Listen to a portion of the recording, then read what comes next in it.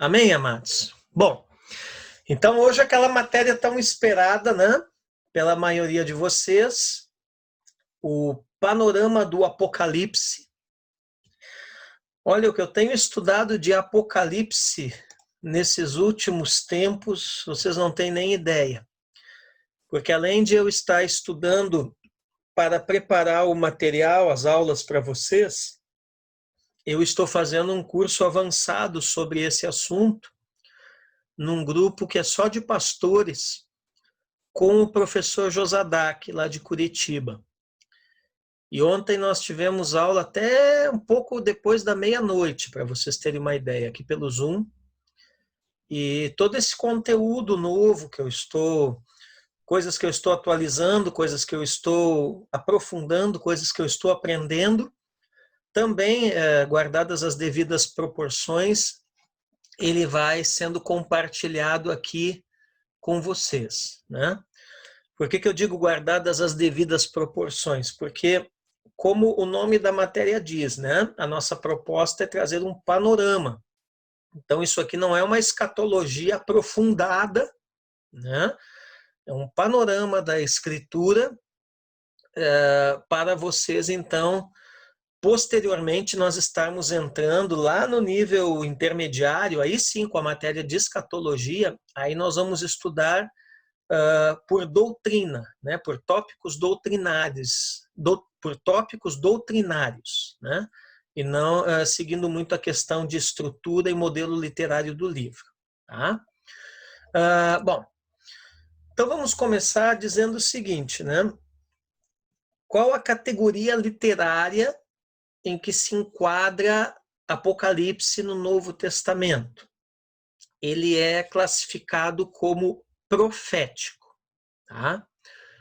Obviamente, isso daqui já é uma coisa que cai na prova, né? Ou seja, qual categoria literária do livro do Apocalipse? Nós vimos até aqui, em todas as matérias que nós temos estudado, principalmente aqueles que começaram o curso desde lá a primeira matéria, né? Nós vimos aqui que toda a escritura, teologicamente, ela é classificada por blocos, né? E nesses blocos estão inseridos, estão agrupados determinados livros da Bíblia, né? Então, nós vimos o Antigo Testamento, né, onde nós vimos o Pentateuco, os históricos, os poéticos e os livros proféticos. E nós vimos o Novo Testamento, onde nós temos os biográficos, que são os evangelhos, né?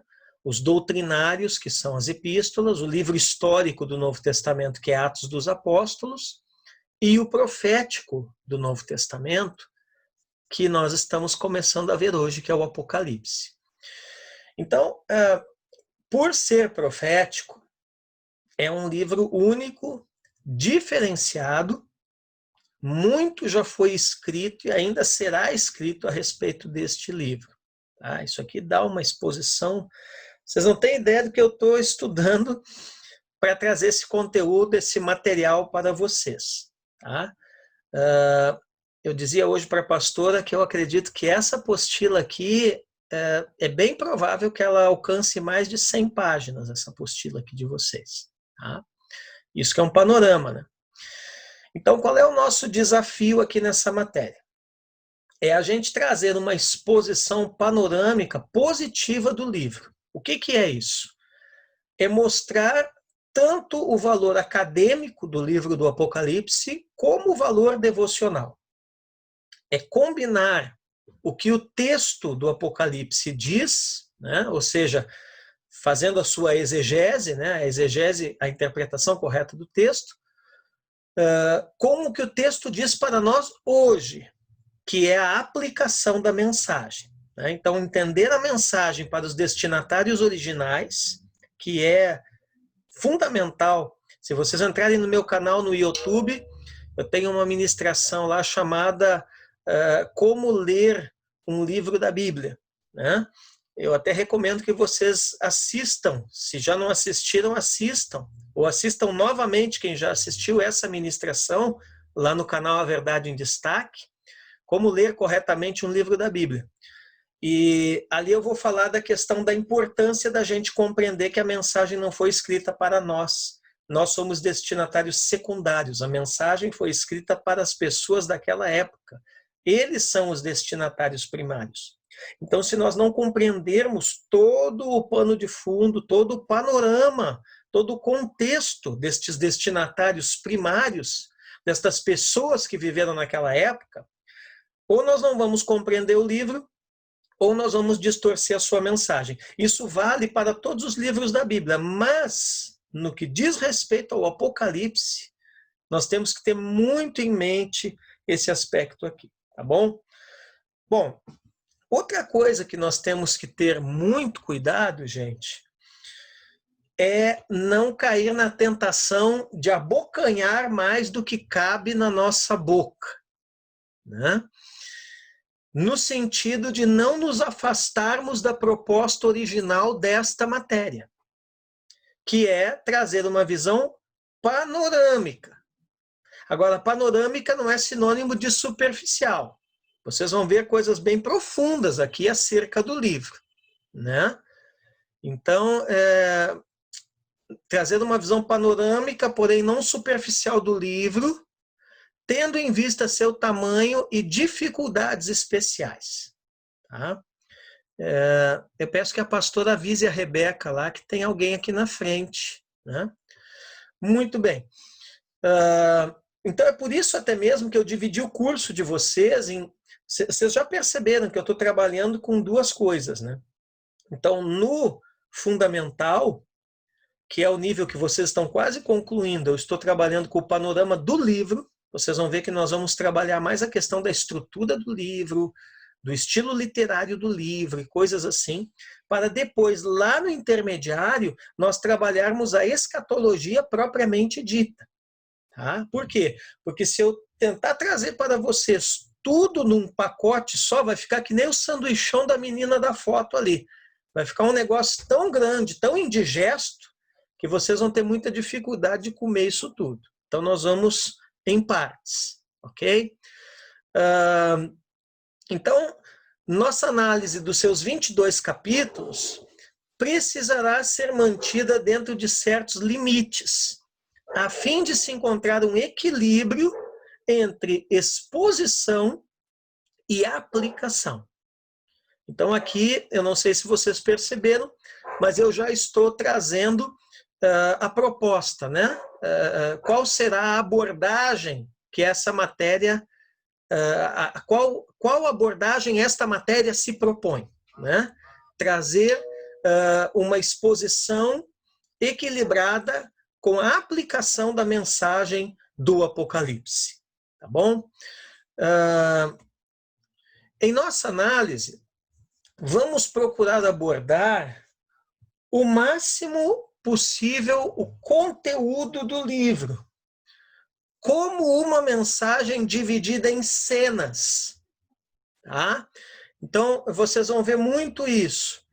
A melhor maneira de estudar o Apocalipse é dividindo o livro em cenas. Então, depois, mais adiante, eu vou trazer para vocês, como em todas as outras matérias que nós vimos sobre outros livros da Bíblia, né? Aquela estrutura do livro em temas, né? E vocês vão ver que, na verdade, o Apocalipse ele trabalha com 4 grandes visões. Então, se nós trabalharmos com isso em mente, nós conseguimos começar a compreender o livro. Tal abordagem facilitará a compreensão nossa mais do que seguirmos a divisão tradicional por capítulos e versículos, que apesar de sua utilidade, no caso do Apocalipse, pode facilmente confundir o leitor. Então, esse é um erro que muitas pessoas leigas fazem com relação ao Apocalipse. Eles se põem a analisá-lo seguindo a estrutura de capítulos e versículos, né? Mas a Bíblia está escrita assim. Sim, a Bíblia, a mensagem chegou até nós nesse formato, mas isso não significa necessariamente que nós temos que estudá-la no mesmo formato, né? Por quê? Porque tem coisas que fazem parte do mesmo assunto, da mesma visão, do mesmo acontecimento, porém aparecem em outros capítulos.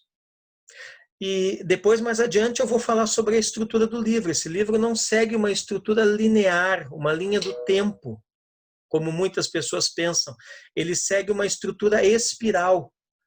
Então, tem coisas que João está vendo ali e está registrando, que ele está vendo no presente, mas fazem parte do passado. Tá? Tem coisas ali, por exemplo, que fazem alusão ao Gênesis, que são acontecimentos lá do Gênesis que ele está vendo acontecer, através de uma simbologia profética. Tá? Então, você tem que entender o seguinte, o Apocalipse, ele foi escrito na Terra, mas ele foi recebido por João, né, no céu. Vocês lembram que abre-se uma porta, né, no céu e uma voz fala com ele dizendo, sobe aqui. Né? E isso é muito significativo. Por quê? Porque a partir do momento que ele sobe para lá, tá, ele começa a ver da perspectiva do céu, da perspectiva do Senhor. E aí vocês já lembram que em várias ocasiões nas nossas aulas eu falei que Deus está além do espaço e além do tempo, né? Deus não é sujeito e nem está contido por tempo e espaço. Por quê? Porque se ele estivesse contido por estas coisas, ele não seria Deus, mas sim aquilo que o contém. Então, diante do trono de Deus, não existe diferenciação cronológica, ou de passado, presente, futuro. Não. Tudo é uma coisa só. Diante do seu alto e sublime trono, tudo e todos estão acontecendo simultaneamente. E ele consegue lidar com tudo isso. Tá? Então, é nesse contexto. Tá? Então, diante do trono de Deus, aos olhos do Senhor, né, no seu alto sublime trono, Gênesis, né, a criação do mundo está acontecendo, né, a morte de Jesus na cruz está acontecendo e a consumação dos séculos está acontecendo, tudo como uma mesma coisa. E João vai tendo essas visões a partir dessa perspectiva. Por isso que eu digo, a estrutura não é linear, a estrutura é espiral. Então, se você começar a pensar, não, depois disso vem aquilo, aí depois daquilo vem aquilo, você acaba tendo uma interpretação errada do livro. Tá? Mas isso eu só estou adiantando aqui na introdução uma coisinha. Depois eu vou explicar melhor para vocês e mostrar, através da comparação de passagens, como de fato a estrutura do livro é espiral, tá? É assim e não linear. Tá? Certamente se compreende melhor as visões de João quando se procura colocar-se em seu lugar e ver as coisas como ele as viu. Então, por que que essa matéria está no final, praticamente, do curso fundamental de vocês, né? Para aqueles que estão aí desde a primeira matéria. Porque é muito importante, quando você chega aqui, você já ter pelo menos um panorama de toda a Bíblia. Tá? Nós vamos ver que tem muita história bíblica aqui, tem muita cultura judaica aqui, tem muitos valores do mundo oriental aqui que estão incluídos na simbologia dessas visões que ele teve. E se você não leva tudo isso em consideração, você começa a interpretar de forma errada o livro. Tá? Tudo bem até aqui, irmã Joias? Alguma dúvida? Irmão de Sante, está entendendo certinho? Eli, alguma dúvida? Amada, não estou vendo, mas acho que está me ouvindo. Malaquias, tudo certo? Fábio Beriana, está compreensível aí para vocês? Tá, então beleza. Então deixa eu seguir aqui. Bom, também não devemos esquecer de que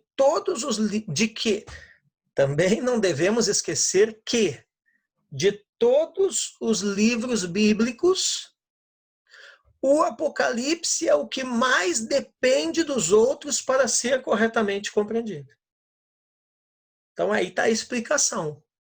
Um bom curso teológico não colocará uma coisa assim logo de cara. Por quê? Porque ele vai primeiro procurar proporcionar aos alunos uma visão panorâmica de todos os outros livros. Tá? Contudo, apesar da mensagem principal do Apocalipse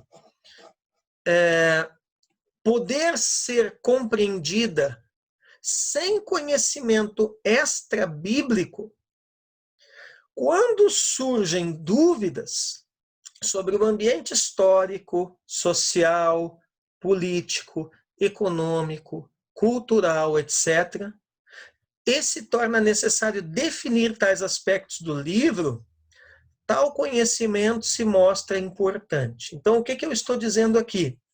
Que numa correta compreensão do Apocalipse, tá, você precisa ter uma visão panorâmica dos outros livros da Bíblia, especialmente do livro de Zacarias, que nós fizemos uma imersão, vocês lembram disso, né?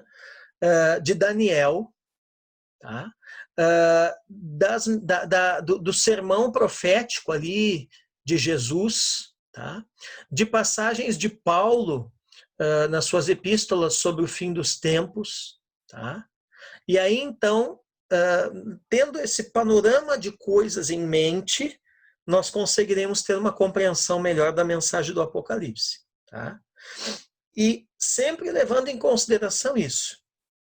Existe um ambiente histórico, social, político, econômico, cultural, que tem vários momentos do livro que esses aspectos, vamos assim dizer, precisarão ser levados em consideração. Tá? Vamos começar do começo, irmãos. Tá? Eu sei que eu estou falando uma coisa arada aqui e de repente vocês estão olhando e dizendo, nossa, esse negócio vai ser muito complicado, né? Mas não é tão complicado como vocês pensam. Tá? Isso eu quero dizer para vocês. Muitas vezes foi passado para vocês, né, por pessoas na igreja e tal, que o Apocalipse é uma coisa muito complicada, muito difícil. E vocês vão chegar no final da matéria, vocês vão perceber que não é. Vocês vão olhar e vão dizer, nossa, era só isso. Tá? Posso garantir isso para vocês. Tá? Mas vamos por partes. Vamos começar do começo. Então, primeira coisa, o nome, né? Nome Apocalipse, ou revelação, vem respectivamente do grego e do latim, e significa desvendar. Desvendar, ou seja, no sentido de tirar um véu que cobre algo ou alguém. E aí a gente começa a ver, irmão de Sante, que o livro não é tão complicado assim, porque um livro cujo título é Desvendar, Deus não é insensato, né? De dar um livro que não pudesse ser compreendido e colocar nele o título de Desvendar. Ora, se o título do livro é Desvendar, significa que Deus é o maior interessado em desvendar essas coisas à sua igreja. Deus é o maior interessado em nós compreendermos, né? Assim como eles compreenderam na sua geração, a mensagem do livro. Tá? Senão seria uma ironia. Né? Na verdade, irmãos, há toda uma classe de literatura judaica. É aqui que eu quero pegar com vocês. É aqui que vocês vão ver um dos diferenciais dessa matéria na nossa escola para outras escolas. Deixa eu fazer um merchanzinho aqui, né?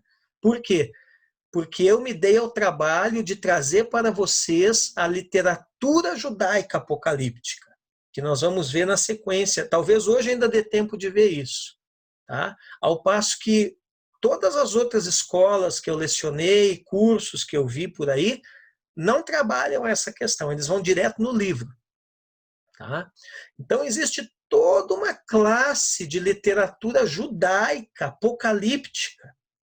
Tá? Então, o Apocalipse de João não é um estilo literário único, Não é ele que deu início a esse estilo literário, tá? E não é o único Apocalipse que existe. Por trás dele, né, tem toda uma literatura judaica entre os anos 200 antes de Cristo, veja isso, e 100 depois de Cristo. E essa literatura do judaísmo, ela é conhecida como literatura apocalíptica. Tá? E aí nós temos a literatura apocalíptica canônica, né, que é o caso aqui que eu estou citando na apostila, né, os livros de Daniel, de Zacarias. Poderíamos até colocar o Joel também ali, o profeta Joel, que fala do dia do Senhor. Né? E existe a literatura apocalíptica apócrifa, não canônica, que nós vamos ver também mais adiante nessa matéria os principais apocalípticos apócrifos e um resuminho, uma resenha do que cada um deles fala. Outro diferencial da nossa escola nessa matéria. Bom, se compararmos o Apocalipse de João com outros escritos apocalípticos, porém não canônicos, vocês lembram o que quer dizer canônico, né? Inspirado. Quando fala de canônico, são os livros inspirados por Deus que fazem parte da coleção de livros da Bíblia Sagrada. Né? Lá na matéria de Introdução à Bíblia, que é a primeira matéria do nosso curso, vocês aprenderam sobre isso. Né?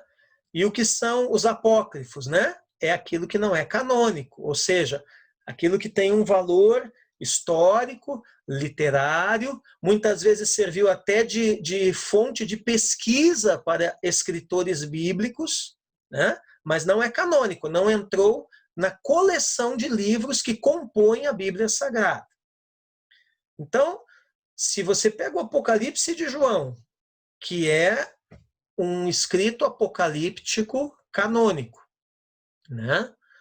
E você comparar com outros escritos apocalípticos, porém não canônicos, curiosamente, irmãs joias, nós vamos perceber que eles têm afinidades.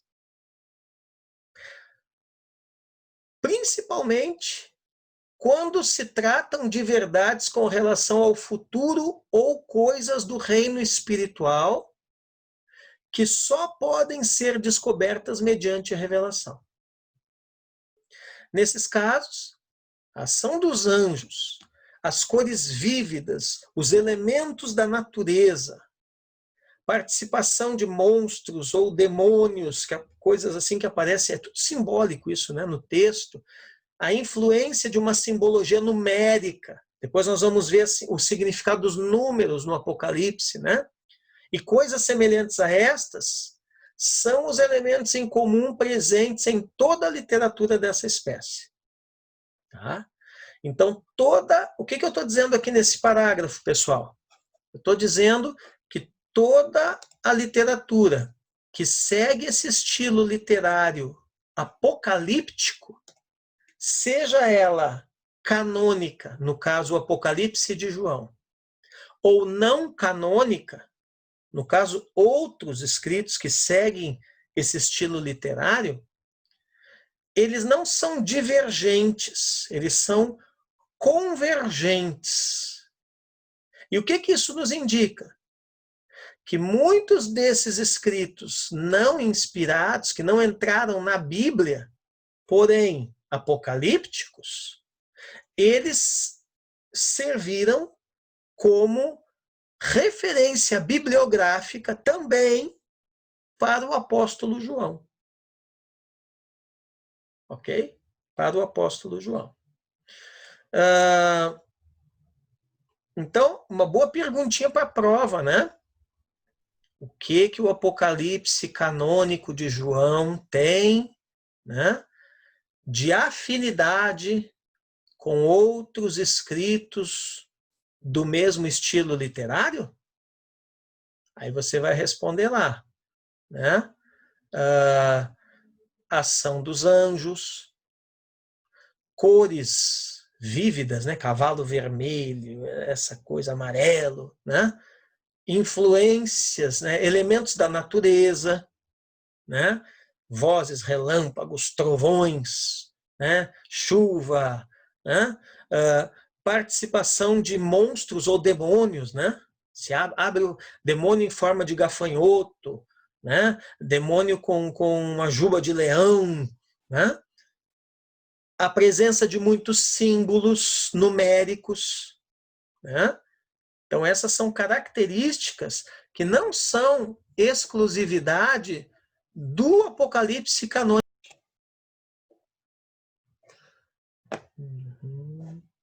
Ok. Bom, então, continuando aqui, pessoal, eu estava falando das coisas que o Apocalipse canônico de João tem em comum, né, afinidades, com outros escritos que seguem o estilo literário apocalíptico. E são escritos do judaísmo, tá? Principalmente do ano 200 a.C., até lá a época em que o próprio Apocalipse de João foi escrito. Então, é uma coisa que vocês têm que ter muito bem diferenciado na cabeça de vocês, tá? É a questão do livro do Apocalipse, isso é uma coisa, e a literatura, o estilo literário apocalíptico, isso é outra coisa, tá? Tem um monte de livros escritos apócrifos, né? Que seguem esse estilo literário apocalíptico. E o Apocalipse de João canônico, que é também escrito no mesmo estilo, né? E o que eles têm de comum entre eles é isso aqui que eu estava falando quando fechou a sala, né? Você vai ver em todos eles, né? Fortemente atuação de anjos, o uso de cores, cada cor representa, simboliza, significa alguma coisa, né? A presença de elementos da natureza, relâmpagos, trovões, terremotos, né? Enchentes, essas coisas assim, cometa que cai na Terra, né? Os astros, né? E você vai ver muita simbologia de números, todos eles trabalham com essa questão da numerologia, tá? Muito bem. Deixa eu só ver uma coisinha aqui, queridos. Eu não estou vendo a pastora Doni aqui. Não estou vendo ela. Deixa eu só ver com a Rebeca aqui. Peraí.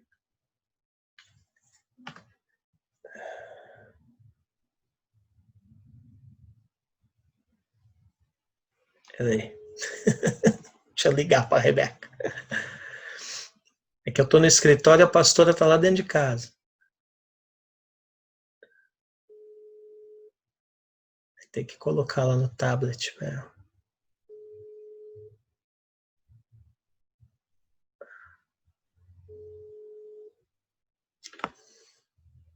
Enfim, não me atendeu.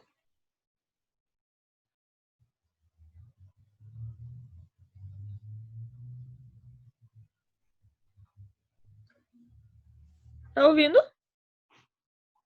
Ok, estou ouvindo quem está falando. Aí, Eu. ok. Beleza. Tá, vou botar no mudo aqui, tá? Porque eu estou já na matéria. Vamos lá. Aí, agora ela entrou. Então, pessoal, outro aspecto importante aqui, gente, é o seguinte. Apesar de os demais escritores da literatura apocalíptica atribuírem as suas visões a alguém famoso do passado, como Enoque, como Esdras, você vai ver, né?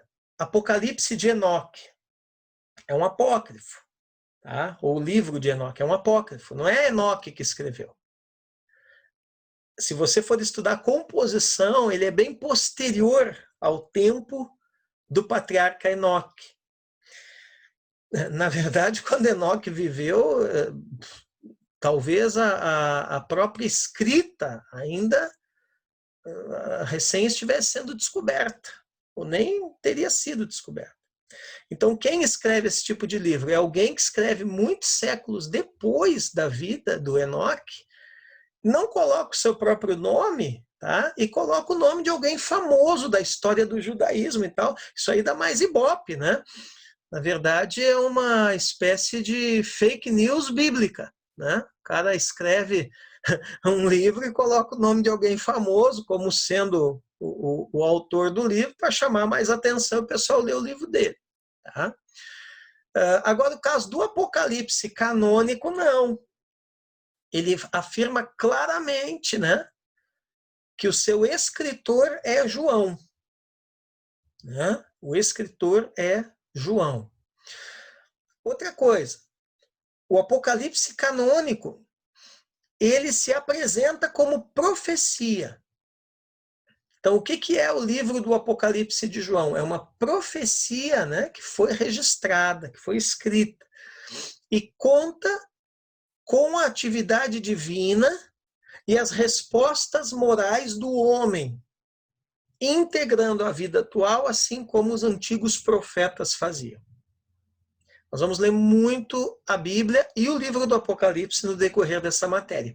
E aqui está o primeiro versículo da matéria.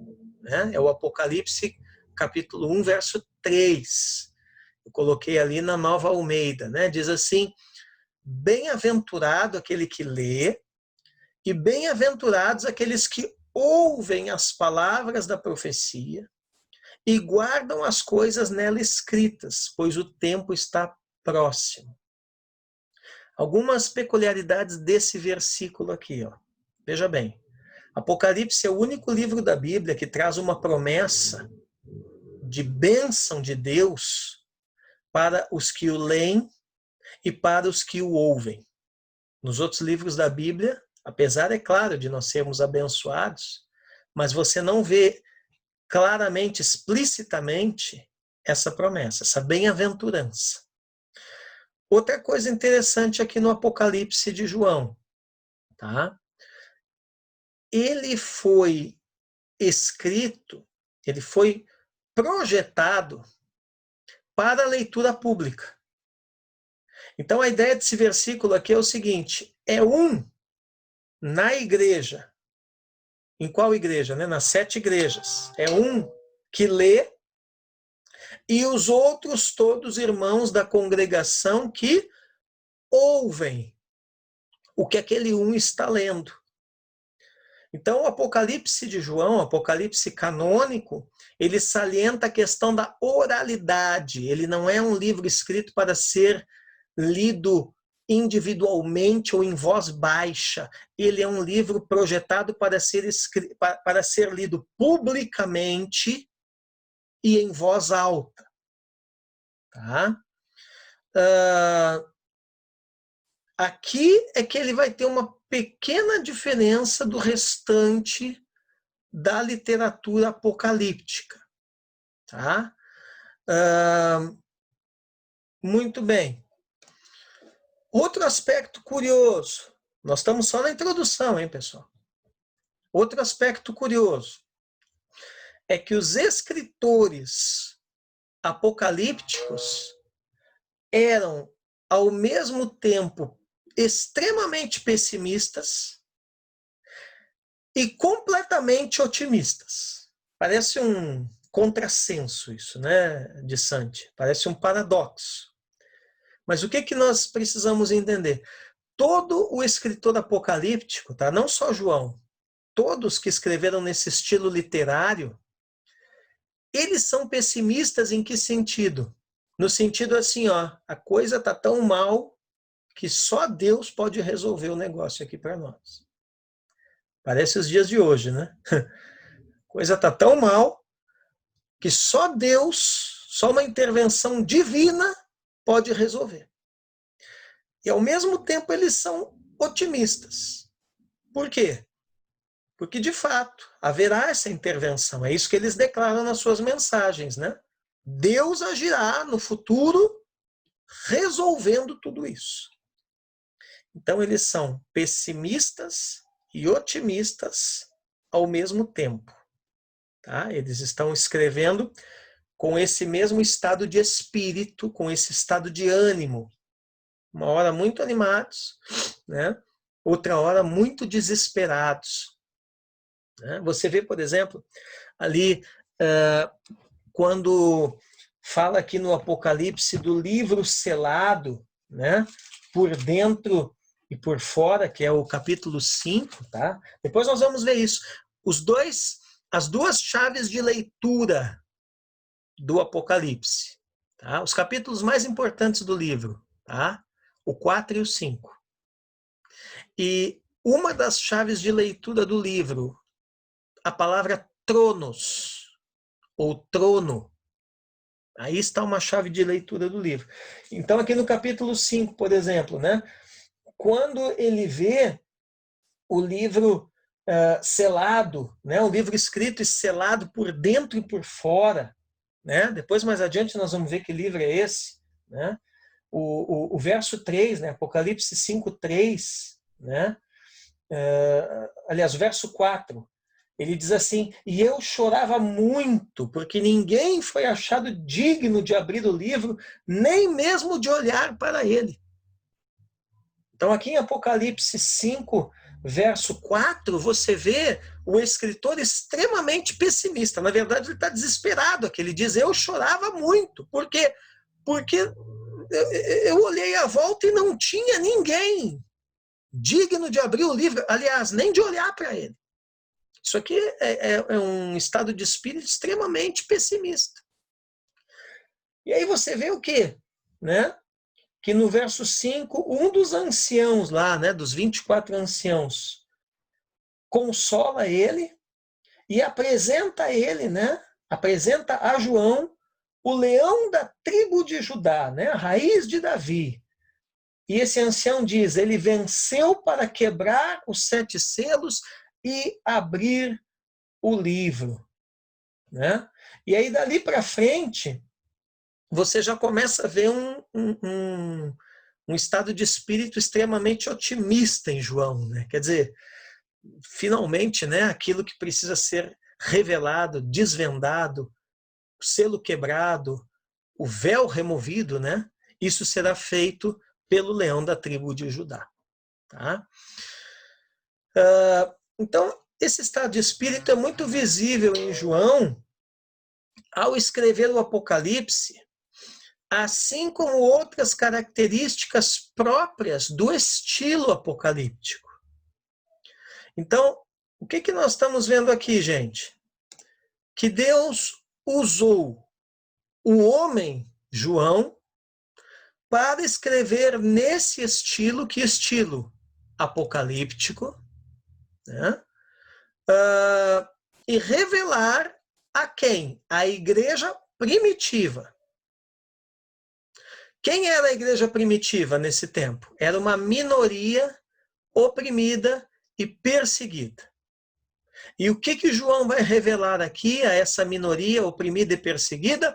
Como as coisas realmente aconteciam no mundo espiritual. Tá? Então, outra boa perguntinha para a prova, né? Qual o estilo literário do livro do Apocalipse? Ora, na própria pergunta já está a resposta, né? É o estilo literário apocalíptico. Né? Outra boa perguntinha aqui para a prova, né? Qual o estado de espírito com que os escritores apocalípticos trabalhavam? Resposta: ora muito pessimistas, ora muito otimistas. Né? Muito bem. Originalmente escrito como uma circular às 7 igrejas da Ásia Menor. Tá? O Apocalipse deveria ser lido, como eu já falei anteriormente, né? Publicamente, em voz alta, nestas comunidades. Tá? Então, o livro foi escrito por João, registrando palavras e visões dadas a ele por Jesus e enviado às 7 igrejas da província romana da Ásia Menor. Tá? E era uma circular. Então, até se você olhar a ordem ali, se você pegar as 7 igrejas da Ásia, a ordem em que elas são colocadas, tá? E você pegar um mapa, você vai ver que dá certinho a volta, assim, ó. Então, o que que acontece? Provavelmente, o manuscrito original, né, o texto autógrafo de próprio punho de João, né, foi enviado, né? Então, primeiro ele chega à igreja de Éfeso, os irmãos de Éfeso se reúnem, leem publicamente, né? Alguém lê para eles publicamente em voz alta, né? E aí depois o que que acontece? Ele é enviado para a próxima igreja, a igreja de Esmirna, né? Lá se faz a mesma coisa, a igreja reúne, alguém lê em voz alta, todos escutam, depois vai para Pérgamo, e assim, então uma carta circular para essas 7 igrejas da Ásia. Tá? Olha como é importante a questão histórica aqui, gente. Inclusive, no decorrer da matéria, vocês vão ver muita história comigo.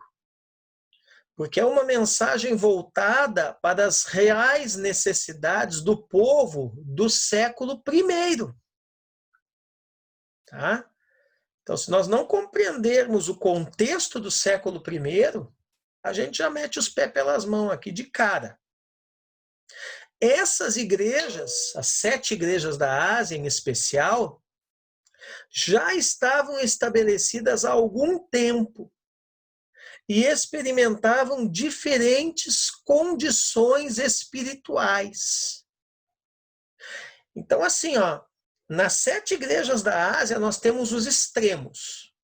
Nós temos aqueles que estão, assim, num elevado nível de devoção e de amor a Jesus, e aqueles que estão, assim, num elevado nível de devassidão dentro da igreja.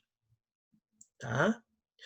Então, isso caracteriza o Apocalipse como uma mensagem dupla. Presta atenção nisso aqui, ó. O Apocalipse é caracterizado como uma mensagem dupla nesse aspecto aqui. Como assim dupla, professor? Estímulo aos cristãos que estão debaixo de grande pressão. O Senhor Jesus vai mostrando para eles, através de João, que ele, Jesus, é o Senhor da história, é o Senhor do universo, e que mesmo eles, seus filhos, seus servos, vivendo uma grande pressão, uma grande perseguição, chegará um tempo em que o seu Senhor destruirá todos os seus inimigos e vencerá ao final de tudo. Essa é a mensagem do livro. Tá? Esse é o desvendar do mistério. O mistério do Apocalipse é simplesmente isso, que vale a pena manter-se fiel e firme em Jesus, porque Ele é o Senhor que governa o tempo, que governa a história, que governa o universo, que governa tudo e todos, e que no tempo certo Ele destruirá todos os seus inimigos, os inimigos do seu povo, e Ele conquistará para nós a vitória final. Amém? Eu espero que você esteja dando um glória a Deus aí na sua casa, né? Porque essa é a ideia do livro, viu? É nos trazer uma consolação. Consolação, amados.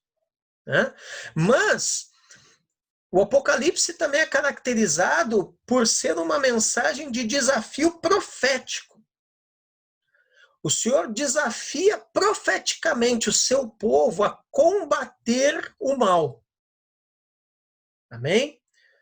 Então nós não podemos apenas diagnosticar o mal, apenas observar o mal, apenas perceber o mal, ou experimentar nas nossas dificuldades, tribulações, perseguições, a influência do mal. Mas Apocalipse mostra que o povo do Senhor é um povo profético. E sendo povo profético, o Senhor os desafia a combaterem o mal. E aonde começa o combate do mal, Malaquias? Começa justamente, né, dentro da própria igreja. Começa dentro de mim, dentro de vocês, dentro das nossas congregações. E aí nós vamos, então, a partir daí, Fábio, combatendo também o mal exteriormente, externamente. Então, Satanás deve ser vencido, irmãos. E Cristo deve ocupar o lugar principal na vida espiritual e na vida moral dos cristãos. Aleluia. Bom,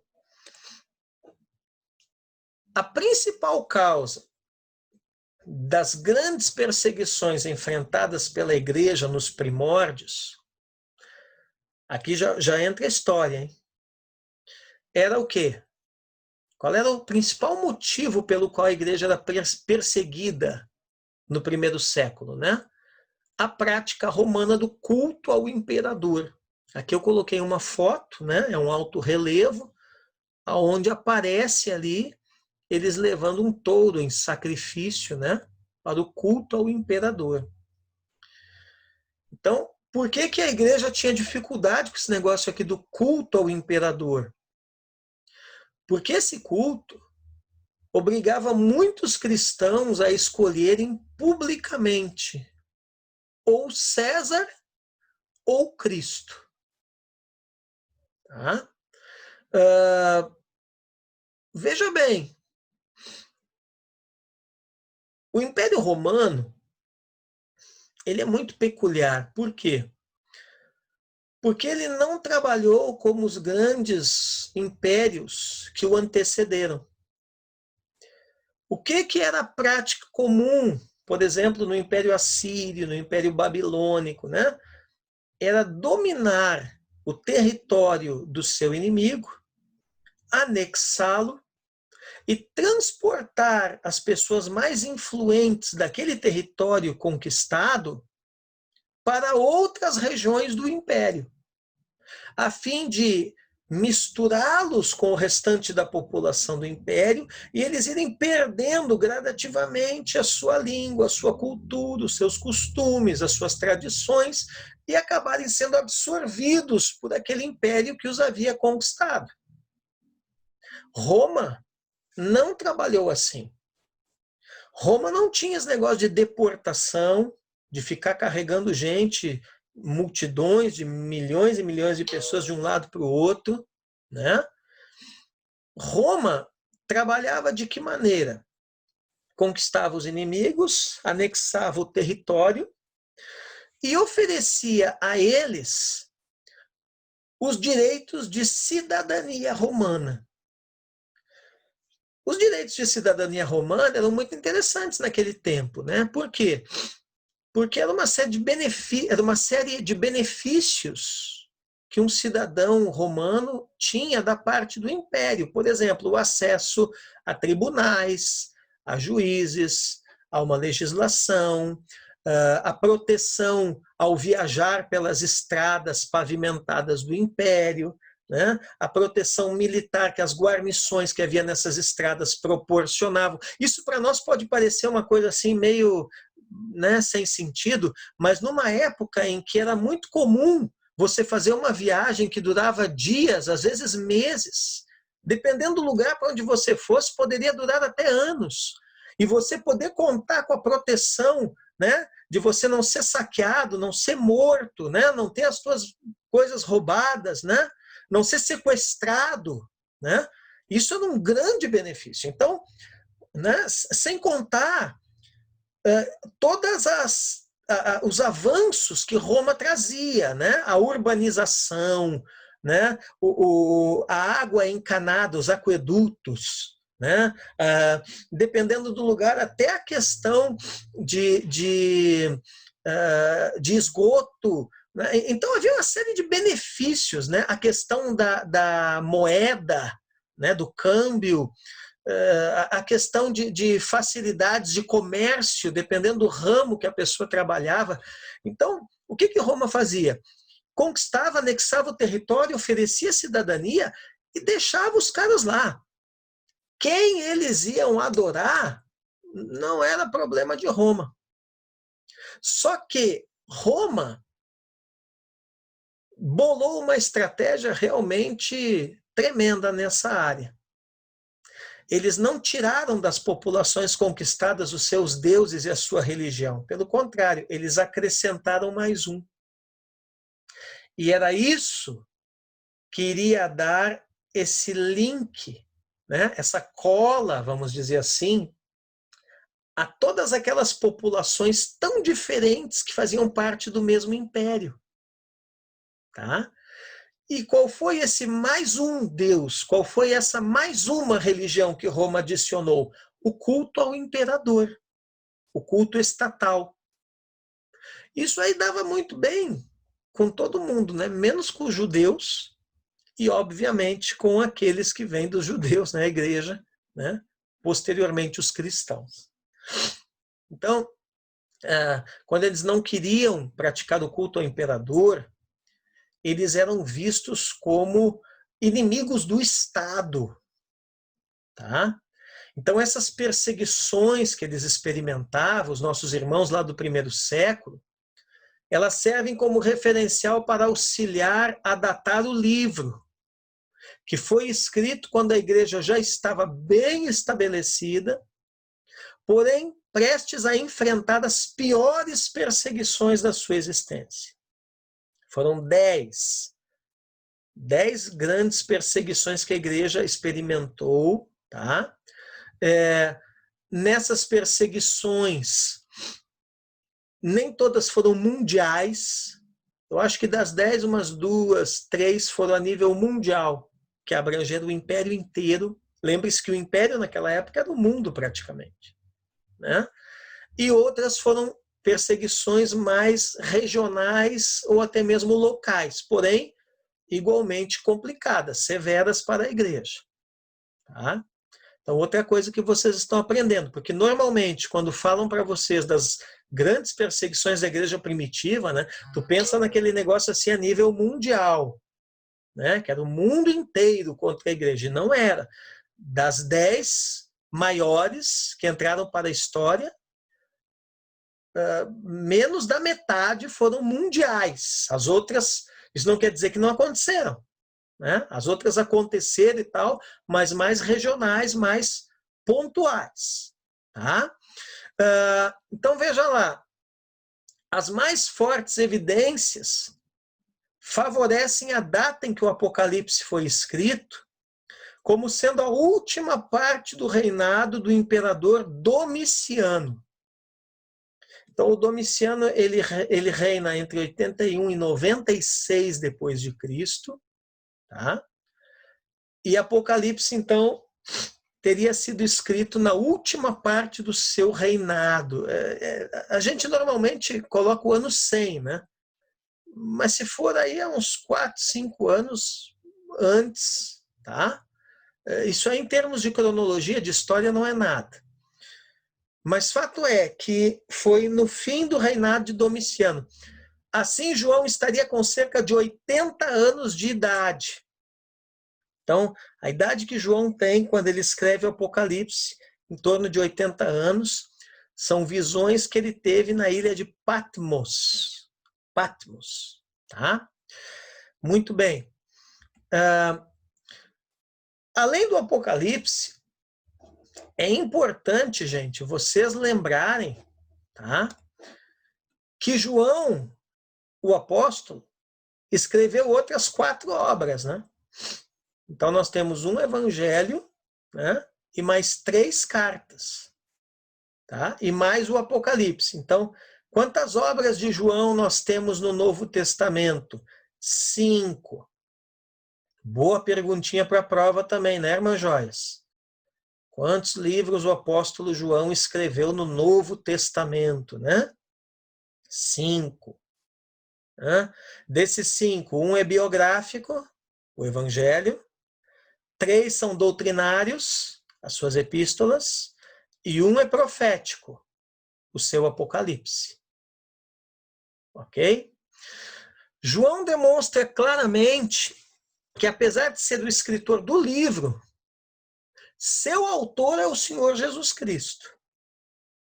Amém? Então é muito importante também entender isso. O autor é Jesus, João é só o escritor. Nenhum outro livro das Escrituras, pessoal, começa de forma tão solene ou alega com tanta certeza que é um livro inspirado como o Apocalipse. Interessante, né? Porque é um livro ao redor do qual eu, pelo menos, já vi muitos debates, né? E tem gente que tem dificuldade até hoje de aceitar esse livro na Bíblia. Só que de todos os livros bíblicos, irmão de Sante, é o que mais claramente mostra a sua origem, a sua autoria, a sua inspiração. Tá? Nem sempre nós vemos isso assim tão nitidamente em literatura profética, como nós vemos aqui no caso do Apocalipse. Agora preste atenção, que o caldinho agora começa a ficar um pouquinho mais grosso, tá? Eu estou só na introdução. Tem muitas tentativas de explicar o Apocalipse. Em linhas gerais, Mara, nós podemos classificar essas tentativas de explicar o livro, tá, em 4 escolas ou 4 visões. Então, todo o estudioso, o teólogo, quando for interpretar o Apocalipse, ele vai partir dessas 4 visões, tá? Às vezes combina uma com outra e tal, às vezes segue só numa linha, tá? Mas é importante entender isso. Então, nós temos a visão preterista. Você lembra? Pretérito, né? Pretérito quer dizer passado. Então, quem interpreta o Apocalipse com a visão preterista, Malaquias, é aquela pessoa que diz assim, não, o livro só está descrevendo os acontecimentos de quando João viveu. Ponto. Então, o preterista vai dizer que tudo que está ali no Apocalipse é coisas que aconteceu nos dias de João. E toda aquela simbologia ali da besta e aquela coisa, o falso profeta, essas coisas assim, ele vai conectar tudo isso com acontecimentos históricos do Império Romano, no tempo de João. Tá? Você vê que é uma coisa bem estreita, é uma visão bem, né? Aí tem o futurista.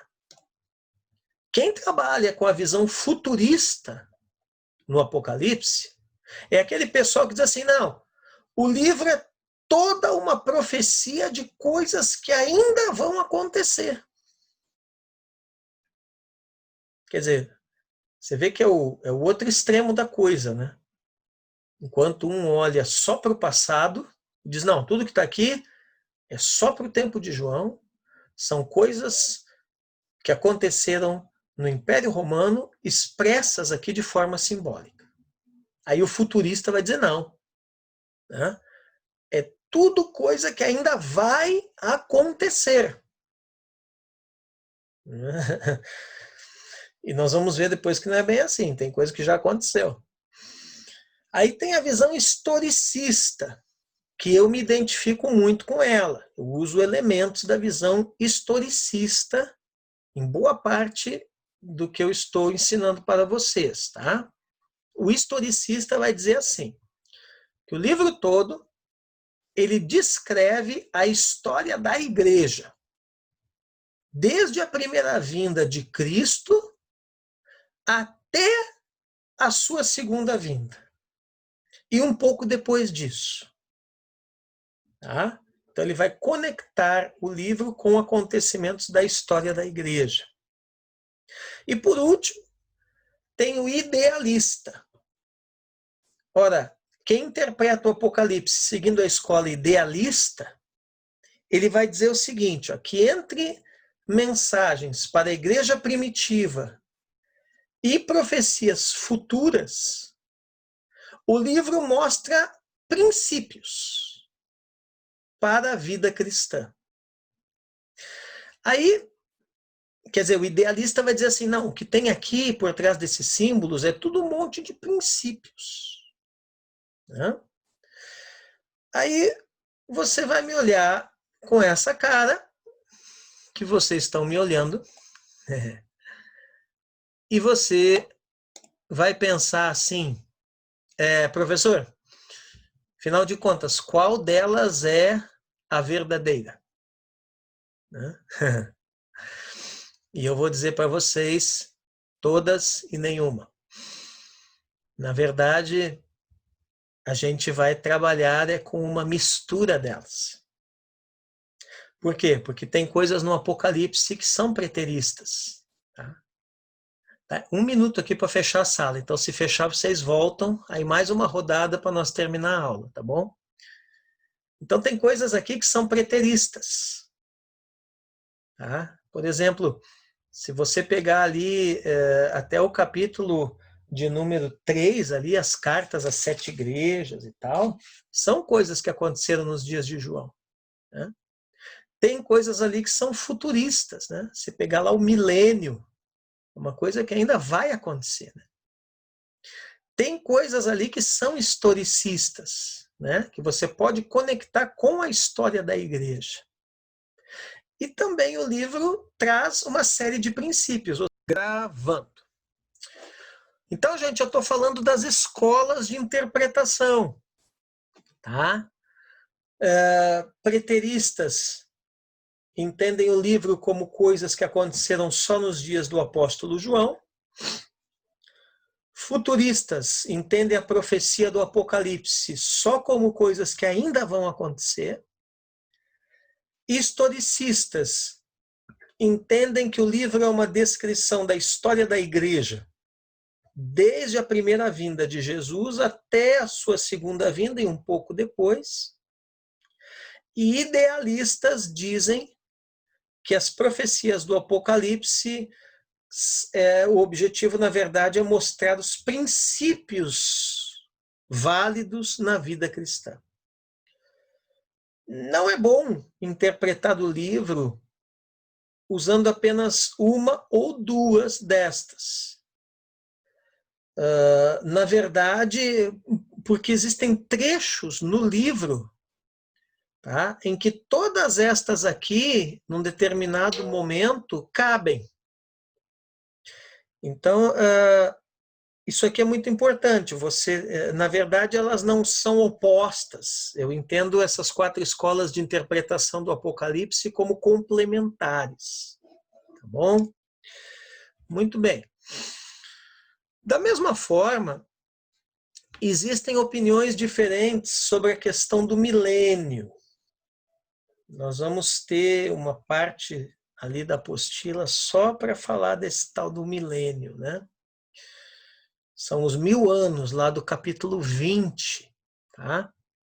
Então, com relação ao milênio, os estudiosos se dividem em 3 escolas, tá? Só para citar, não vou entrar nisso aqui. O pré-milenismo, o pós-milenismo e o amilenismo. Tá? Pré-milenismo, né?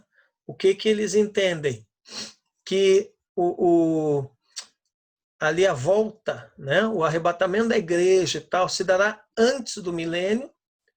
Pós-milenismo, né? Que já se está vivendo o milênio, que se dará depois do milênio, e amilenismo, que não existirá milênio. Mas eu não vou entrar nisso aqui agora.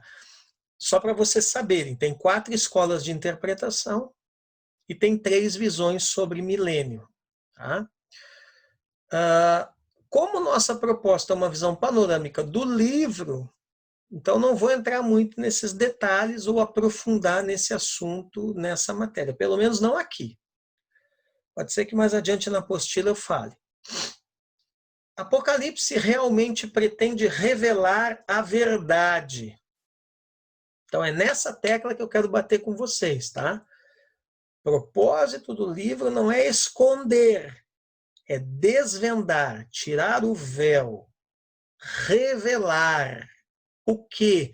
A verdade. Que verdade? A pessoa vitoriosa, ressurreta, triunfante de Jesus. Ele é a verdade. Não se esqueçam que a verdade não é um conceito no cristianismo, mas sim, mais que um conceito, uma pessoa encarnada, Jesus. Ok? Muito bem. É palavra de Deus diferente das demais, pois se trata de uma palavra dramatizada, ativa, pintada, executada. Trata-se de uma palavra para ser vista, sentida e experimentada. Ok? Apocalipse não deve ser lido como um tratado teológico ou histórico. É aqui que muita gente erra. Essa mensagem, pessoal, ela é mais do que apenas para ser analisada. Ela tem um uso prático. Ela é uma palavra de encorajamento para a igreja e o povo de Deus nas suas dificuldades, nas suas tribulações. Por isso, nada mais oportuno do que o tempo que nós estamos vivendo hoje, por exemplo. Quando mais do que nunca a igreja precisa de encorajamento nas dificuldades, nas tribulações que está vivendo, que está passando. Eu tenho certeza que nas igrejas de vocês existem muitos e muitos irmãos que nesse exato momento estão precisando ser encorajados, né? Estão precisando ser animados, estão precisando ser fortalecidos. E a mensagem do Apocalipse tem como objetivo isso, né? Promover esse nível de encorajamento prático na vida do povo, na vida da igreja. Após a igreja ter recebido uma dose maciça de teologia sistemática lá nas epístolas, como é que a Bíblia encerra o cânon? Com esse livro aqui, que é um livro de figuras para serem apreciadas. Um livro educativo, diferente dos outros, com potentes imagens da verdade cristã. Você vê que o Apocalipse ele trabalha muito a questão de imagens, de visões, a questão visual, audiovisual. Né? Você vê que toda a visão é introduzida por vozes, relâmpagos, trovões, quer dizer, o áudio, e aí vem o visual. Né? Então, nós temos no Novo Testamento um monte de teoria, de teologia, de sistemática, de doutrina nas epístolas. Aí encerra com um livro altamente, vamos dizer assim, pedagógico, né? Com um livro que o objetivo dele é levar a nossa mente, o nosso coração, através dessas visões, desses símbolos, a captar os conceitos principais do cristianismo. Então, essa é a matéria que nós pretendemos introduzir cada um de vocês. Amém? Então, aqui foi só a introdução. Agora nós vamos começar um pouquinho da matéria propriamente dita. Aleluia. Vamos lá. E a primeira coisa que nós vamos ver é a natureza dessa literatura apocalíptica. Vocês vão ver que a minha abordagem do livro, ela é bem diferente da tradicional, né? De repente vocês vieram para essa aula pensando que eu já ia mergulhar de cabeça no capítulo 1, né? E daqui a pouco eu já ia estar falando da besta e do milênio e dos selos e das taças e não sei o quê. Não. Começar do começo. Então vamos começar com a análise literária, né? A análise de literatura. É importante vocês entenderem isso, que a Bíblia Sagrada, ela é a palavra de Deus para nós, mas ela nos foi transmitida, entregue no formato literário. Porque muitas vezes nós encaramos a Bíblia como palavra de Deus, e de fato ela é, né? Mas nós não somos muito acostumados ou até mesmo incentivados a encarar como literatura. E isso é fonte de muitos erros de interpretação. Quando não se leva em conta o estilo literário de um livro, certamente já se deu o primeiro passo para um erro de interpretação. Então, qual é a categoria em que Apocalipse é enquadrado, gente? É os escritos apocalípticos. Então tá aí uma pergunta para a prova. Em qual categoria literária Apocalipse de João está enquadrado? Escritos apocalípticos. Né? Aí quando fala disso, tem muita coisa nesses escritos apocalípticos que é obscuro, enigmático, mas no que diz respeito ao Apocalipse de João, o próprio livro menciona, viu, irmã Joyce? O próprio livro menciona que o propósito dele é desvendar uma mensagem. Então, o Apocalipse, na verdade, não é para ser o livro mais difícil da Bíblia, é para ser o mais simples. É para ser o mais claro, mais nítido, porque ele foi escrito, projetado, não para ocultar, não para esconder, mas para revelar. E revelar publicamente para a igreja. Aí você vê como é, né, aquele tipo de pregador que vai querer pregar o Apocalipse, faz toda aquela...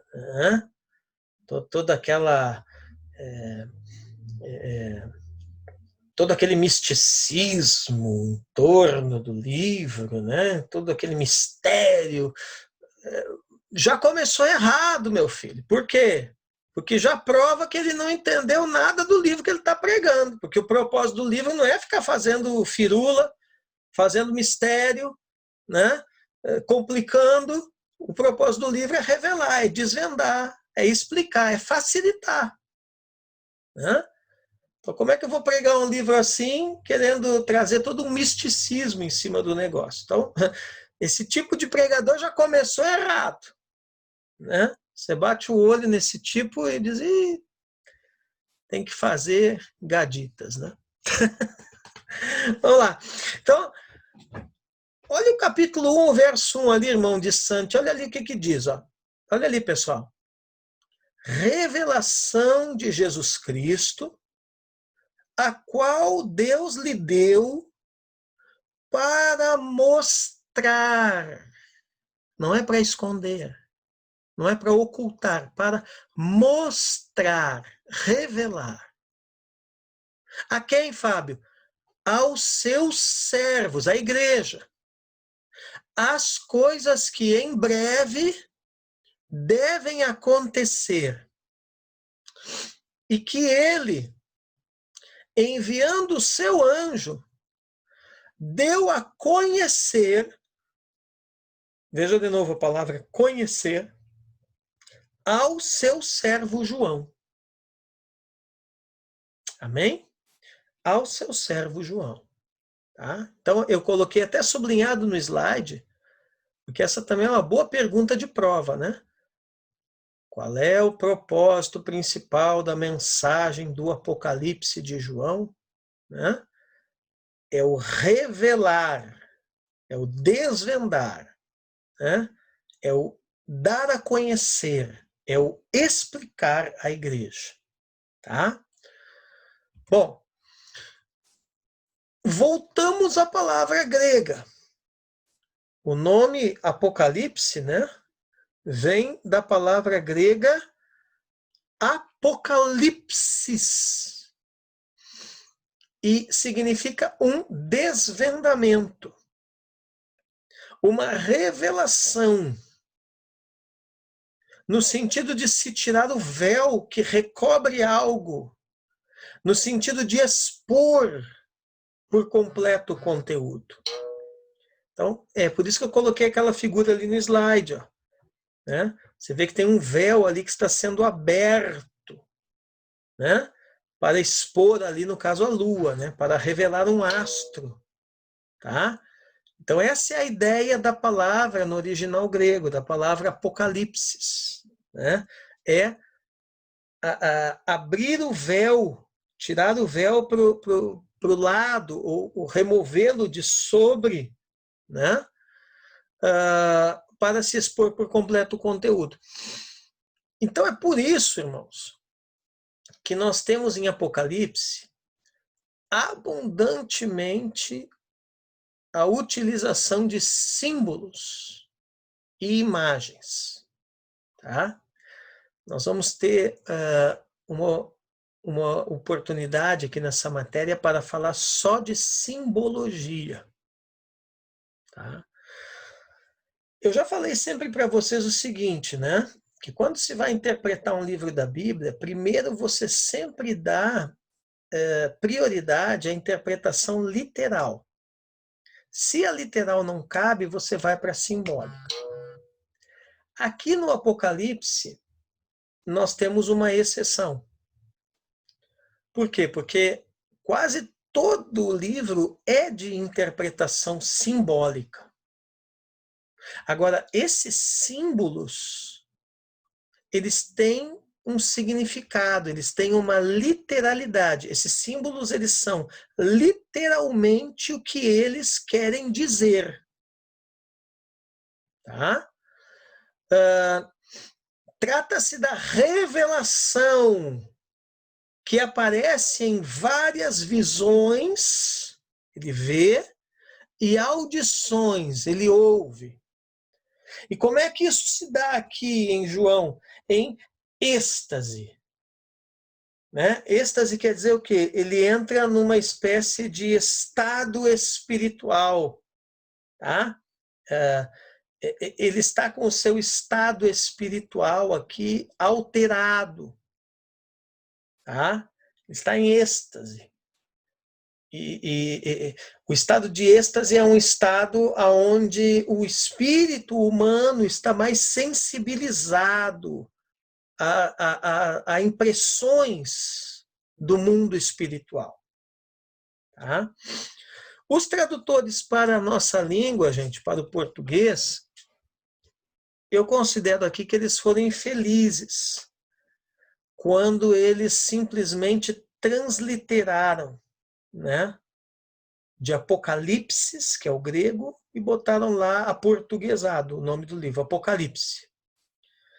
Na verdade, eles deveriam ter colocado o que o nome significa, que é revelação. Por que eu digo isso? Porque a revelação de Jesus Cristo, ela quer dizer revelação concedida por Cristo a respeito do significado divino da época do autor e acerca de como o povo de Deus será libertado em breve. Então não esqueça que eles estão no contexto do Império Romano, né? Perseguidos, assassinados, marginalizados da sociedade por não seguirem o culto ao imperador, né?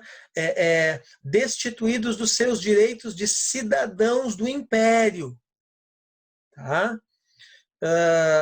E Jesus ali, né, traz uma revelação através de João. Que revelação é essa? Em breve, o povo de Deus será libertado disso. Veja que o Império Romano caiu, né? Mas a igreja está em pé até hoje. Com as suas dificuldades, mas está, né? Então, essa revelação de Jesus não se baseia apenas em ver, ler, ouvir ou compreender fatos. Essa revelação aqui de Jesus, ela vai além dos 5 sentidos, ela vai além do intelecto, ela é espiritual. Ela vem do Pai, é uma revelação espiritual. Outra palavrinha-chave aqui, irmãos, para o nosso estudo, é a palavra grega escata.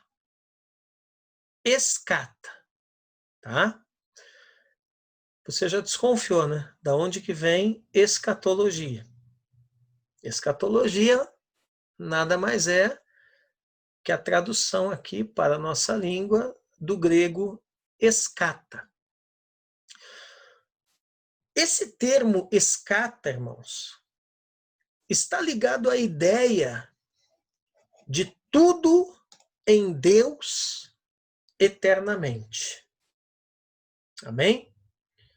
Tudo em Deus eternamente. Escata.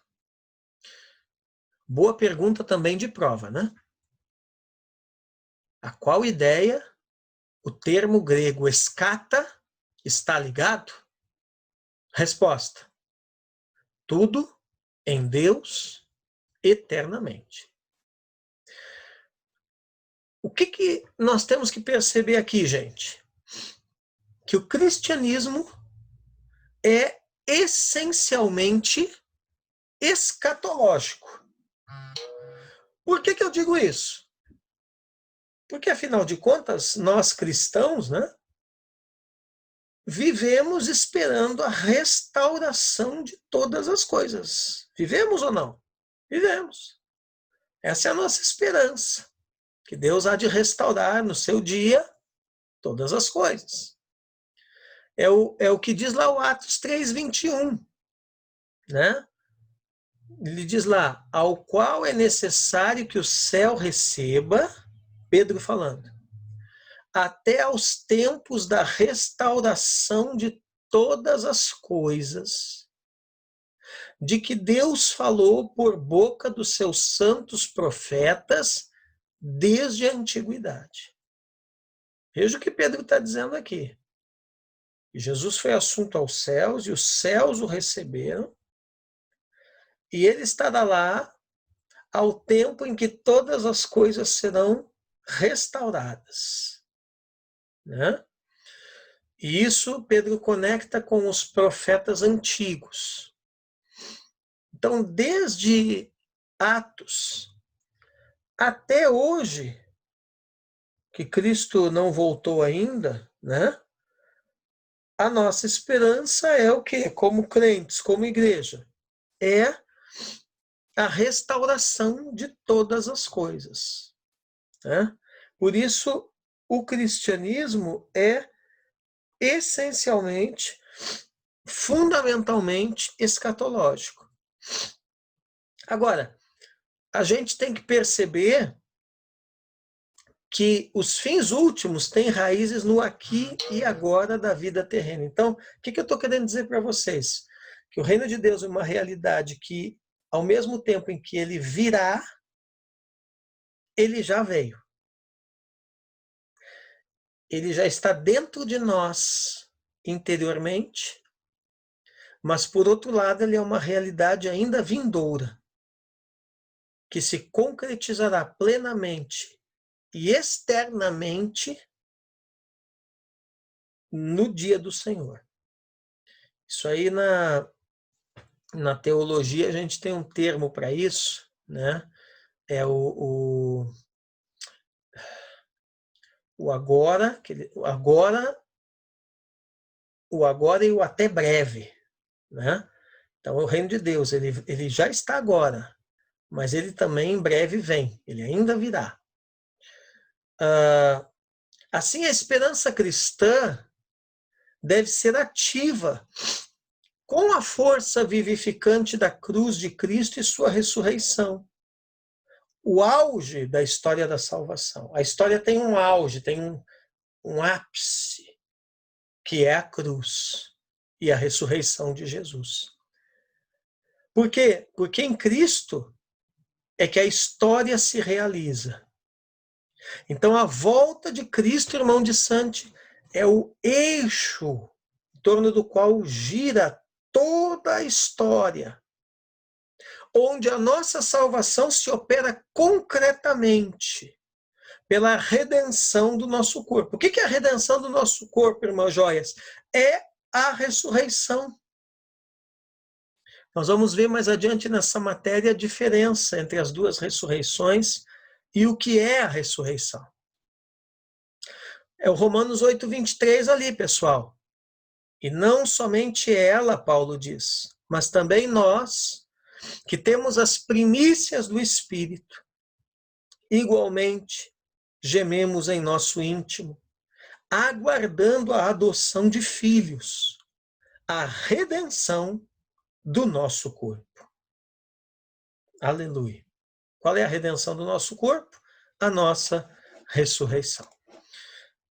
Falta só 2 slides aqui e a sala daqui 10 minutos vai fechar, aí nós já vamos encerrar. Dessa forma, quando falamos de escatologia, entenda-se uma realidade que está se realizando, iluminando o nosso presente. Na Bíblia, a salvação é histórica e se revela dentro dela. Isso aqui também, com certeza, é coisa de prova.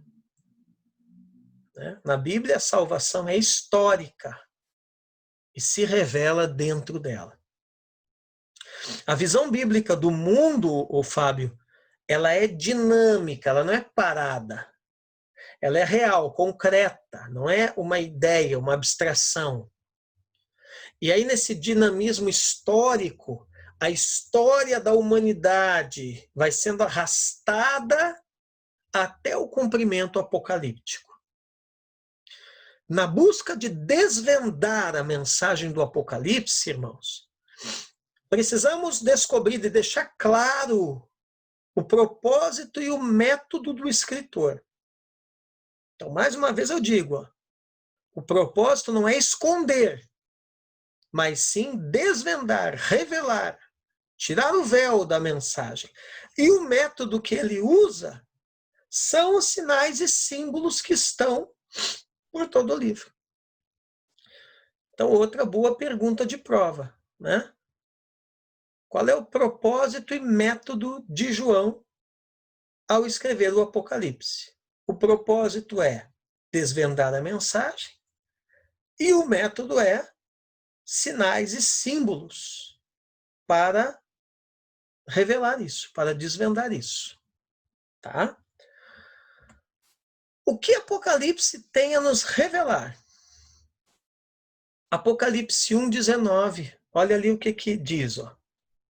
Apocalipse 1:19. Jesus diz assim para o João: escreva, pois as coisas que você viu, as que são e as que hão de acontecer depois destas. Então, o que é para João escrever? Escrever o que ele está vendo, o que ele viu. O que ele viu? Ele viu as coisas que são e as coisas que vão acontecer depois. Então, ele viu o presente e o futuro. Então, o que o Apocalipse nos revela? A mesma coisa que Jesus falou para João. Ele revela coisas do presente, as que são. Né? Então, nesse sentido, o Apocalipse não é um tratado apenas sobre acontecimentos relativos ao futuro, ao fim do mundo, mas ele diz respeito ao presente, viu? Porque muitas vezes os crentes, né? Você fala de Apocalipse, o pessoal já associa com o fim do mundo, com o terremoto, com a besta, com o abismo, essas coisas todas aí. Depois nós vamos ver que isso tudo aí é simbologia. Tá? Isso tudo tem um significado simbólico. Né? Então, o Apocalipse, ele trabalha o presente também. E, obviamente, por ser profecia, vai trabalhar as coisas do futuro, né? Que é o que o João fala ali, né? Que Jesus diz para ele, as que depois destas hão de acontecer. Então tem gente que não entendeu ainda nem o presente, nem as coisas que são, né, irmã Joias, mas já quer entender o futuro, já quer entender o que há de acontecer. Tá vendo como tem que ter uma abordagem histórica, uma abordagem literária, uma abordagem teológica do livro, senão você queima uma etapa, você não entendeu nem o presente, como é que quer explicar o futuro, né, de Santi? Não tem como, né? A literatura, e aqui eu vou terminar nesse parágrafo, a literatura apocalíptica, como um todo, é um dos estilos mais comuns e presentes no pensamento religioso. Esse estilo apocalíptico, gente, é mais comum do que vocês pensam. E não é só da religião cristã, viu? Se você olhar as demais religiões, no próximo nível do curso, lá no intermediário, nós vamos ter uma matéria que vai ser a história das religiões. Né? Mas Joia já está com carinha de que vai querer estudar essa. Né? E lá nós vamos ver esse aspecto, por exemplo, que todas as demais religiões também têm o seu lado apocalíptico. Né? Mas isso é muito forte no judaísmo, muito antes do cristianismo. E o cristianismo herdou isso do judaísmo. Por isso, precisamos pensar um pouco na literatura apocalíptica a partir da realidade judaica. Tá? Então, uma outra questãozinha de prova aqui, né? Para assinalar verdadeiro ou falso, né? As demais religiões também têm o seu lado apocalíptico? Claro que é verdadeiro. Todas têm. Só que isso se destaca mais no judaísmo e o cristianismo acabou herdando, então, isso. Tá?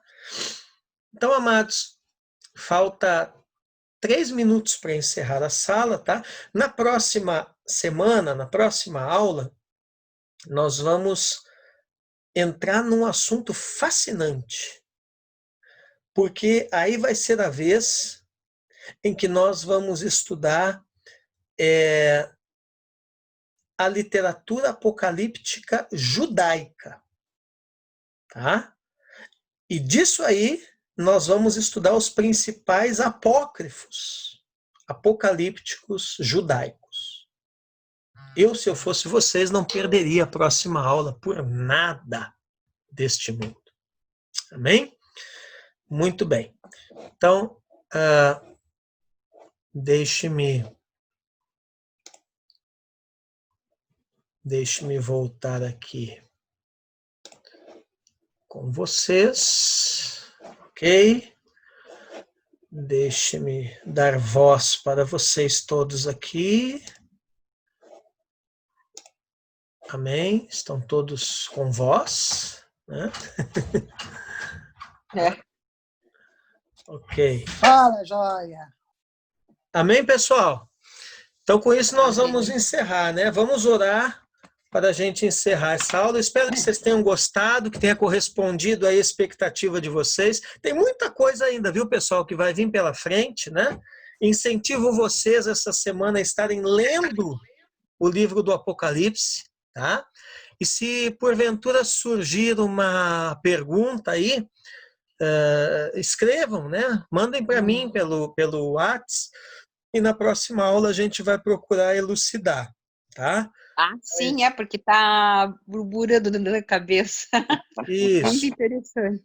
Mas vamos devagar. Vocês estão vendo que eu estou indo bem devagar por etapas com vocês, senão a gente fica que nem a figura do slide lá, um sanduichão desse tamanho que não cabe na boca. Amém? Verdade. Muito bem. Vamos pedir que o Fábio faça essa oração, Fábio, nos despedindo. E lembrando, pessoal, que eu vou ver se eu disponibilizo para vocês a apostila já para a semana que vem, tá bom? E quem quiser acertar a mensalidade, depois fala comigo, a gente conversa aí, tá? Pode orar, Fábio.